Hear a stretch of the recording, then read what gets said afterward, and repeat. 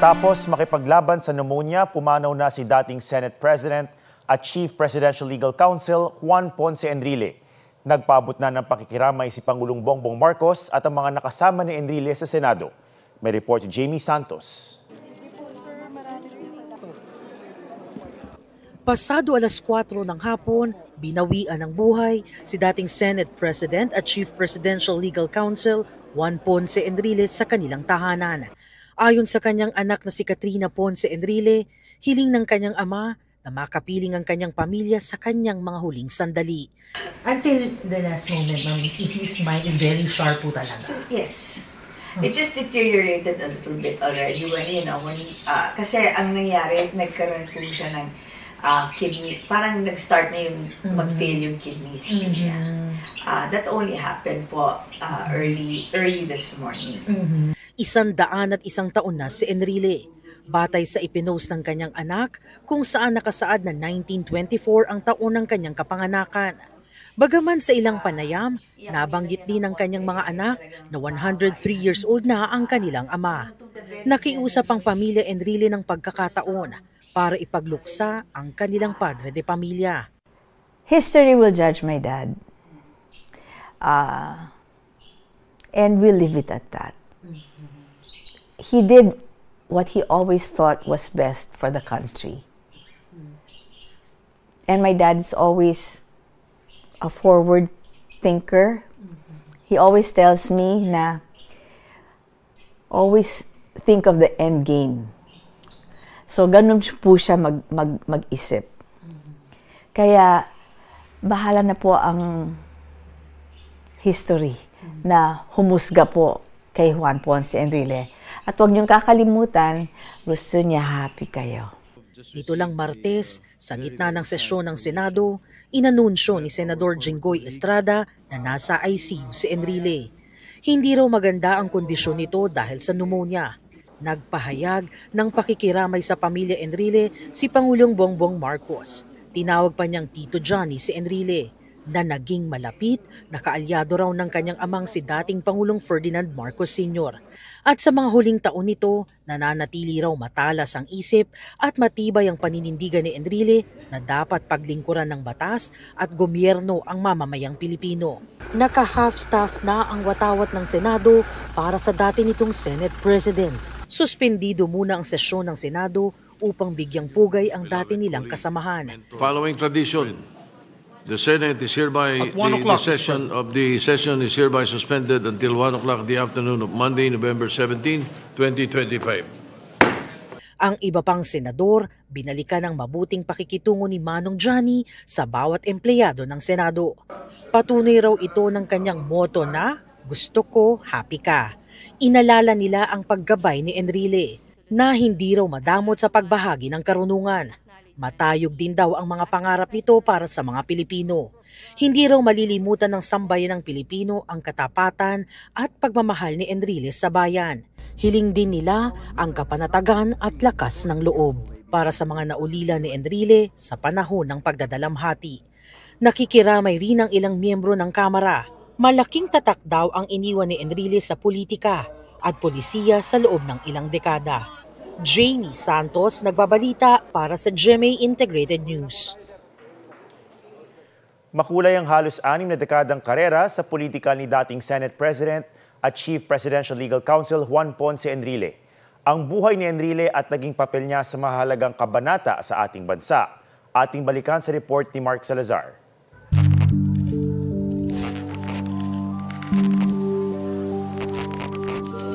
Isa siya sa mga naging mukha ng martial law. Ngunit naging mukha rin ng EDSA People Power. Pero sa totoo lang, si Juan Ponce Enrile walang naging iisang kulay sa politika. Ipinanganak noong February 14, 1924 sa Gonzaga, Cagayan. Hindi naging madali ang kabataan ni Enrile na nakaranas na mangisda at maging houseboy para tustusan ang pag-aaral. Pero nang tumungtong sa edad na 21, nakilala niya ang tunay na ama na isa palang politiko mula sa prominenteng pamilya. Sa tulong ng ama, Nakapagtapos si Enrile ng kursong abogasya bilang cum laude sa Universidad ng Pilipinas at nagka-masters sa Harvard Law School. Pero simula 1966, gagawa siya ng pangalang higit sa sinuman sa kanilang pamilya. Nang maging Undersecretary at kalaunay Acting Secretary ng Department of Finance ng administrasyon ni dating Pangulong Ferdinand Marcos Sr. Nagsilbi rin siyang Justice at Defense Secretary sa ilalim ng parehong administrasyon at kalaunay madidikit ang pangalan sa mga kontrobersya. Have proclaimed martial law in accordance with the powers vested in the President by the Constitution of the Philippines. Isa sa mga idinahilan noon ni dating Pangulong Marcos para ideklara ang batas militar ang umano'y ambush ng mga rebelding grupo sa nooy Defense Minister na si Enrile. Dalawa ang bersyon niyan sa kasaysayan na parehong galing sa kanya. May puntong inamin niyang peke at palabas ang engkwentro, pero kalaunan ay iginiit niyang totoo. That's silly because martial law is already going on.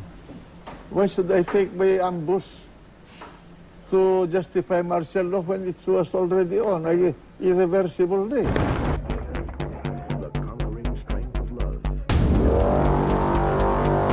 Naging malaking bahagi man ng administrasyon ni Marcos Sr. Isa si Enrile sa mga naging mitya rin ng EDSA People Power Revolution noong 1986. Kumala siya at ang nooy AFP Vice Chief of Staff na si dating Pangulong Fidel V. Ramos sa Administrasyong Marcos. Nagsilbi pa nga siyang Defense Minister ng pumalit na si Pangulong Corazon Aquino. Pero kalaunay pinagbitiw at kinasuhan ng masangkot sa umano'y planong kudita laban sa Administrasyong Aquino. Tila mauulit ang kasaysayan nang ipaaresto naman siya ni dating Pangulong Gloria Macapagal Arroyo noong 2001. Matapos iugnay sa paglusob ng mga taga-suporta ni dating Pangulong Estrada sa Malacanang bilang protesta. Naging kinatawa ng Cagayan at minsan ding tumakbo sa pagkapangulo noong 1998. Pero pinaka-tumatak si Enrile sa Senado kung saan 4 na beses siyang naluklok, lalo na maging presiding officer sa impeachment trial ni nooy Chief Justice Renato Corona noong 2012. I'm not going to allow any slight, any abuse of authority against this court for as long as I am the presiding officer. Pero 2 taon matapos niyan, isinangkot naman si Enrile sa kontrobersyal na pork barrel scam at kinasuhan pa ng plunder. 2015 nang payagang makapagpiyansa dahil sa lagay ng kalusugan. Tuluyan siyang inabsuelto sa lahat ng kaso kaugnay ng pork barrel issue noong October 2025. Pinasasalamatan ko yung mga magistrado for rendering justice to all of us. I knew all along that I'll be acquitted because I've not done anything. Nag-anunsyo man ng pagre-retiro sa serbisyo publiko noong 2016. Tumakbo muli si Enrile bilang senador noong 2019 bagamat natalo. Sa pagkakaupo naman ni Pangulong Bongbong Marcos sa pwesto, naging Chief Presidential Legal Counsel si Enrile. Ngayon, isasara na ang kanyang kabanata. Pero patuloy na mararamdaman ng susunod na henerasyon ang ambag niya sa paghulma ng takbo ng bansa. No one, no president, no senator, no member of the House can singly develop this country. It must be developed by the collective effort of every Filipino and every generation. It is the only country that we have, and we happen to be here. Mark Salazar nagbabalita para sa GMA Integrated News.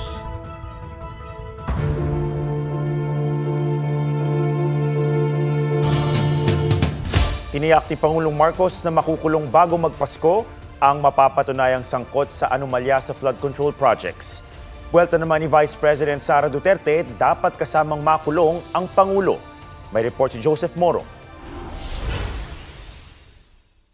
Sa Ilocos Norte na mismong baluarte ng mga Marcos nag-inspeksyon ng flood control projects ang Independent Commission for Infrastructure at DPWH. Sabi ng ICI tungkol sa 6 na proyektong binisita nila sa Vintar at Lawag River Basin. Walang ghost na nakita. And then as to the standard, yun ngayon ang ibabalita natin. And yung may iwan na mga engineers dito, titignan pa nila yung mga ibang mga projects. Ayon sa ICI, nasa 150 ang flood control project sa Ilocos Norte, 9 billion pesos ang kabuang halaga at karamihan na kubra ng ilang kumpanyang pagmamayari ng mag-asawang Pacifico at Sara Diskaya na idinadawit sa manumalyang flood control project sa ibang lalawigan. Isang tiniyak ng Pangulo para sa mga mapapatunayang sangkot sa flood control scam. Bago magpasko, marami dito sa napangalanan dito ay palagay ko nasa matatapos na yung kaso nila, buo na yung kaso. Makukulong na sila. Wala silang Merry Christmas. Sa datos na nakalap ng GMA Integrated News Research, 20 DPWH officials at 4 na kontraktor ng inireklamo ng DPWH sa Ombudsman kaugnay sa 5 manumalyang flood control projects sa Bulacan. Mahigit 20 naman ang inireklamo rin ng DPWH kaugnay sa mga flood control projects sa La Union at Davao Occidental. Iba pa yan sa mga inirekomenda pa lamang ng ICI sa Ombudsman na sampahan ng reklamo kabilang si dating Congressman Saldi Co. Ibang usapan naman ang tungkol sa dating Speaker at pinsan ng Pangulo na si Congressman Martin Romualdez na iniuugnay din sa kontrobersiya. Wala pa raw kasing ebidensya laban sa kanya sa ngayon. Not as yet. Not as yet. If something else comes out, then he might have to be answerable for something. No, we don't file cases for optics. Provide us the evidence and we will file cases against them. 3 senador pa ang irerekomendang kasuhan ng ICI pero di pa pinangalanan.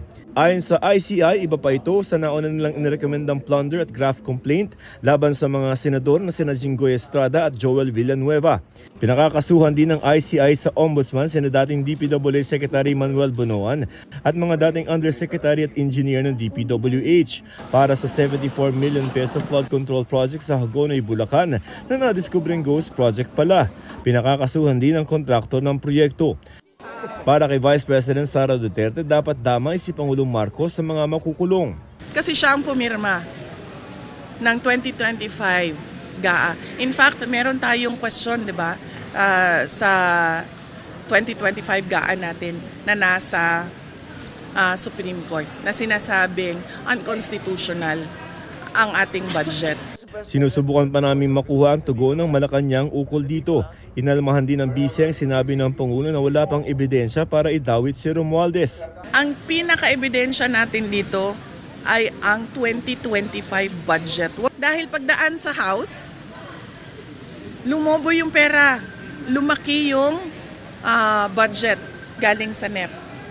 O so sino ba ang mag-uutos nun? Yung mga congressman na kung saan-saan lang? Siyempre yung leader. Wala pang bagong pahayag si Romualdez pero dati na niyang itinanggi na may kinalaman siya sa budget insertion sa 2025 national budget. Joseph Morong nagbabalita para sa GMA Integrated News. May mga paglabag na nakita ang DNR sa proyektong The Rise at Monteraza sa Cebu sa kabila ng mga ibinidang sustainable measures ng lead engineer nito noon. Una rin ng DNR, kulang pa ang planong retention pond na sasalusana ng tubig ulan. Narito ang report. Ladies and gentlemen, The Rise at Monteraza. Ipinagmamalaking sustainable at green project ang The Rise at Monteraza sa Guadalupe, Cebu ng celebrity at lead engineer ng proyekto na si Slater Young. We kind of got inspired by working with nature, and the biggest inspiration for us was how us Filipinos work with nature in the past. Pero iba ang tingin ng mga taga-barangay Guadalupe. Karon, tanawa taga Monterasas, na inyong kabuang. Tanawa ninyo mga guys. Awa inyong gikupa. Awa.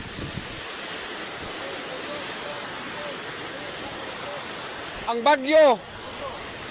Madapag ampo, pero kini di na gyud madag ampo. Ang inyong damo, nabungkag inyong dam. Oh, tanawa inyong kwas tubig, nabungkag. Ito ang kanilang sinisisi sa malalang pagbahang naranasan nila nang manalasa ang bagyong Tino noong nakaraang linggo. Oh, grabe baha oh. Mutrasas gikan oh, gumpay lang damo. Ilalkin oh.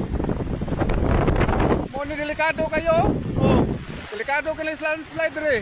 Tanawang tila nakalbo ng bahagi ng burol kung saan itinayo ang proyekto na sinimulan noong 2024. Sa YouTube video noon ni Slater, ibinida niya na dumaan sa halos 300 revision bago mabuo ang proyekto dahil sa pagsasaalang-alang ng epekto nito sa kalikasan. This whole structure is now spread out across the mountain, making it a whole lot safer and less yung environmental impact natin. Pero ayon sa DENR, nilabag ng proyekto ang Presidential Decree 1586 o ang Philippine Environmental Impact Statement System, pati na ang Forestry Code of the Philippines.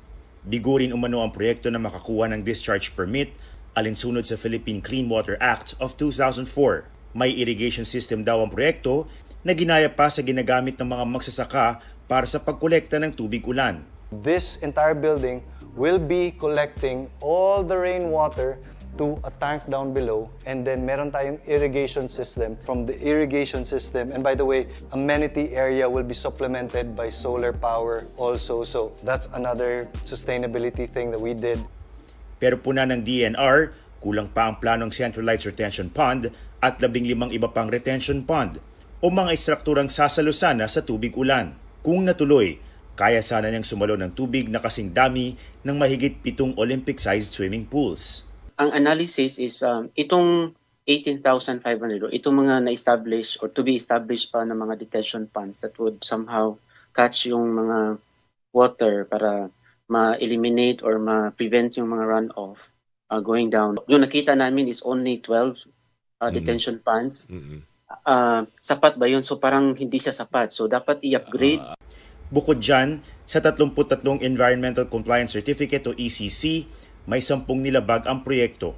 Dahil dito, posible raw maharap sa kasong administratibo at kriminal ang nasa likod ng konestyong residential project sa Cebu. Patuloy naming hinihingi ang kanilang panig.